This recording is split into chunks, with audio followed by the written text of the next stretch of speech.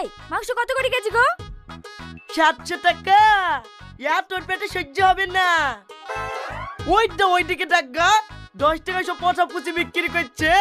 ওই 200 কিনলে বাড়ি যা। এই জানোয়ার, তোদের মতো কিপটি নাকি যে পচা ফুটি খাবো? এদের হাত তো শুনি দেখ, এক্ষুনি খাসির মাংস দিয়ে ভাত খেয়ে আসনু। এত শক্তিশালী গ্যাস করছে রে। কি বললি? তোর এত বড় স্পর্ধা, একটা মেয়ে ভাই তুই আমার গায়ে হাত দিলি। তোর কিছু বলি রে। ভাই ওকে মারো না।